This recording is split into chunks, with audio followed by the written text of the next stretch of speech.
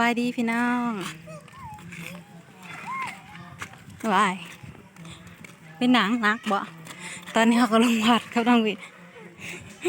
อะเราสิไปลงไปย้ายห่อข้าวสากพี่น้องเมื่อนี้เป็นบุญห่อข้าวสากเนาะตอนยายตอนกลางเว้นเนาะสุดนี่สุดก่อนยายตอนกลางคืนตอนนี้ก็ลงมาหอดหวานเลยเด็กหน่อยหลายไปก็เตรียมมาหยาดข้าวสากพี่น้องโอ้ยังเด็กหน่อยหลายไทยนั่งสิสู้ไว้ติลุงสู้ไว้ติลุงยังหยาดเขาไว้บ่ไปเลยเห็นมีผู้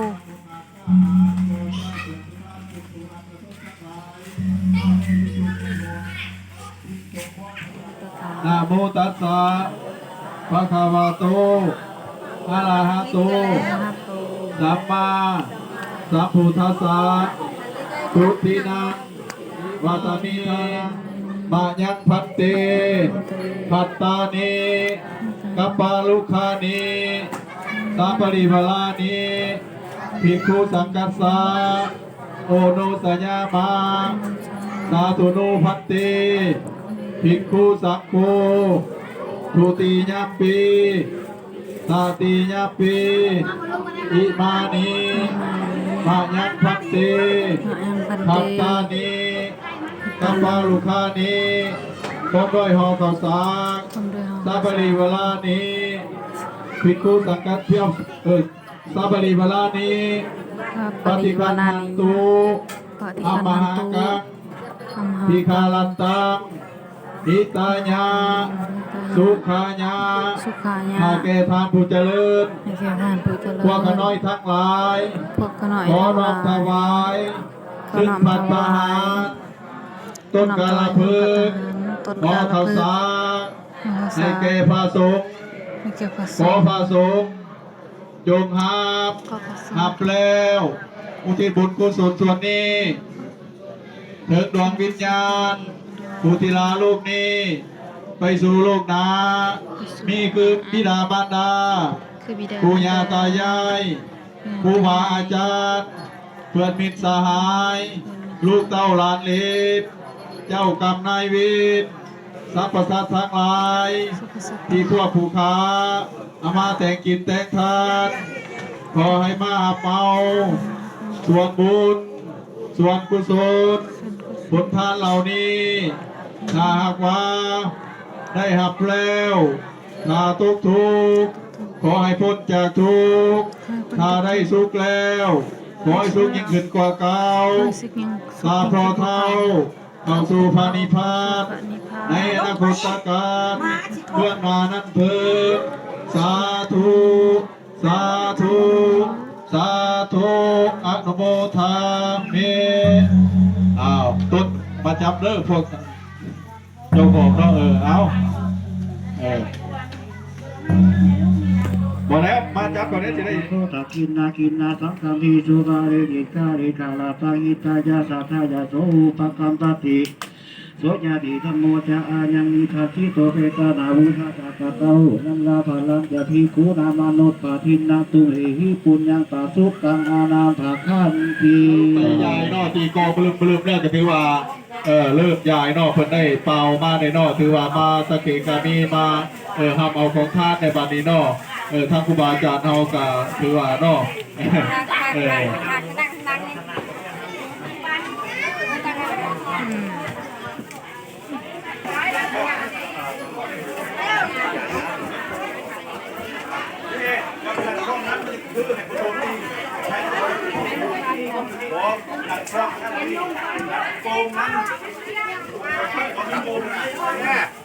ยาสิหวานเลย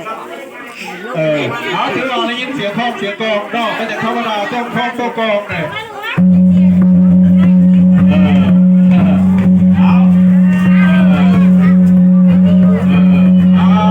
สาธุนอก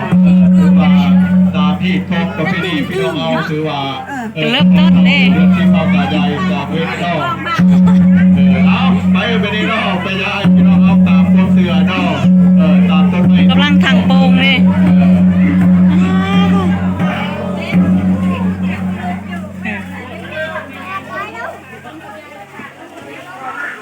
แล้วเหรอบ่ตีกลองนะ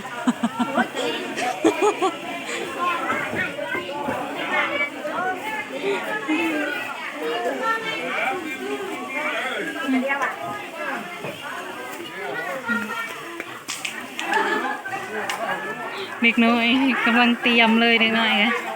เพื่อนน้องอีกก็ได้แล้วแม่จะมีทงยางให้น้องวีอยู่ป่ะแม่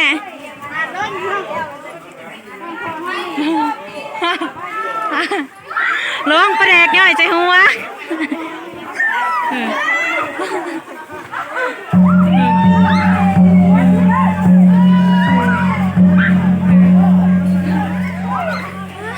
แม่เอาไปย่ายเลยแม่ไปโดดโยนลงมา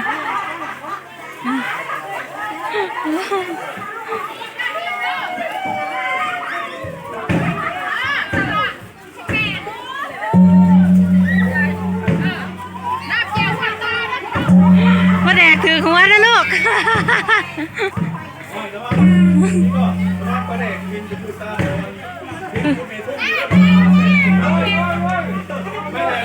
ของมีผู้มาให้แม่ใหญ่ไว้ให้แน่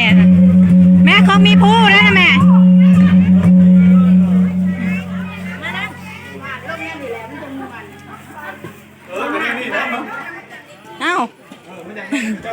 เอ้าเทียน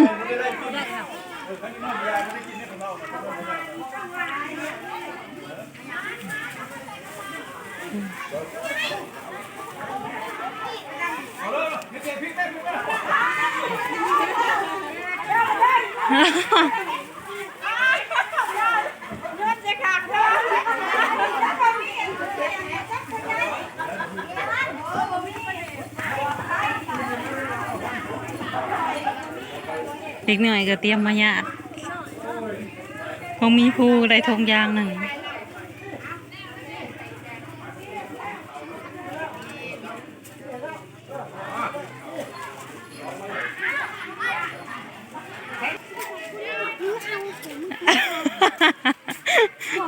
แล้วจะห่อแล้ว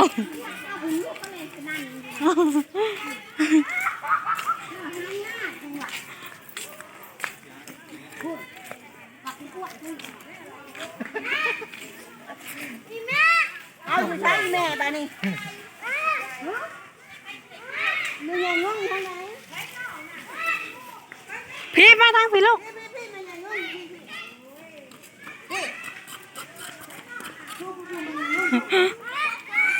กูเรียนลูกเขาจะเอาสิป้าแล้วไปแล้วแม่เรียนไปได้เหรอถึงพี่มาทานน้ำแม่พ้องพี่ลูกพี่มาญาติน้ำสเต็กพี่วงนี้สเต็กญาติเดลายหรือสเต็กก็ได้โอ้ยสเต็กนี่เนาะญาติก่อนน้องวีแล้วมาเลยไหมลูกวงนี้สเต็กเราญาติเดลายแล้วนะที่เต็มกระตาแล้วกูไปเอาข้างหน้าสเต็กนั่นเจ้าบุท่านสเต็กไปญาติน้ำแม่พ้องไปพ้องหมดแล้วพูดแลนนะสเต็กพูลูกสเต็กพาไปญาติพูลูก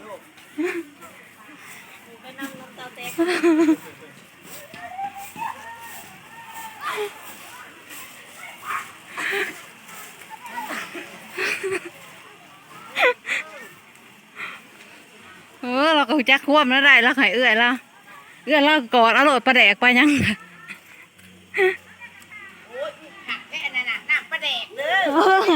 อะไรปลาแดกไปยังเราก็บริสุทธิ์เรากอดเอาโหลด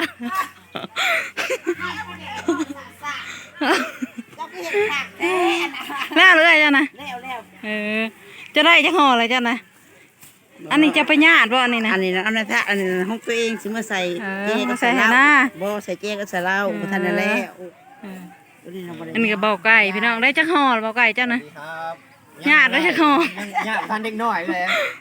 กี้นะญาตินั่นได้อยู่กี้ได้น้อย แต่ยังเป็นเด็กน้อย เดี๋ยวนี้ญาติบ่ทันเด็กน้อย เข้าอะไรเนี่ย เข้าเข้าแล้ว ทางมีผู้กับประเดย่านมันประแดกอุ้มรถ มีแบ่งห่อแล้วมาแบ่งก็เบาเด้อกินน้ำไม่ใหญ่กินน้ำไม่ใหญ่เต็มกองคนนะ ไปไปมี หมอวะหามป้าหามโกหกหมอวะหามป้าไว้เถอะที่เขาจะเสียเอามาผากไว้ไม่ต้องไปพอง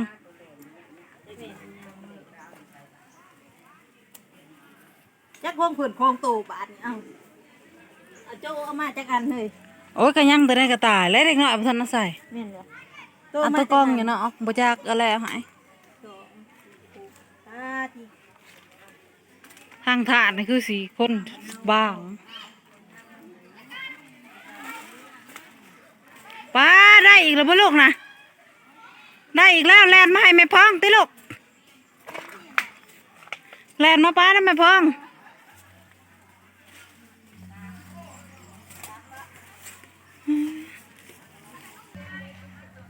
วิลาดาก็มีผู้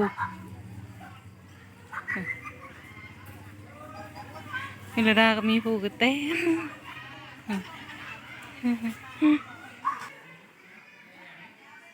เป็นมือเด็กน้อยม่วนพี่น้องเอ้ยเซลนั่งมีแล้วได้กระสอบเก็บหยาดใส่พุ่นลูกกินข้าวแล้วจังมื้อลูกปูไก่ปิ้วก็ได้บางลาย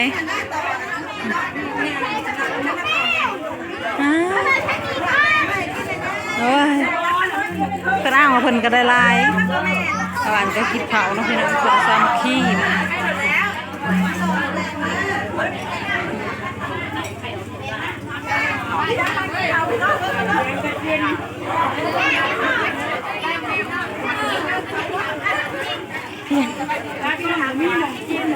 เถียงกันกินข้าว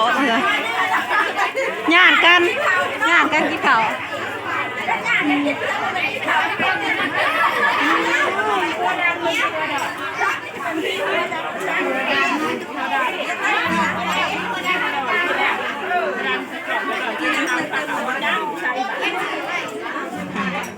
คนก็มาหลายๆเลย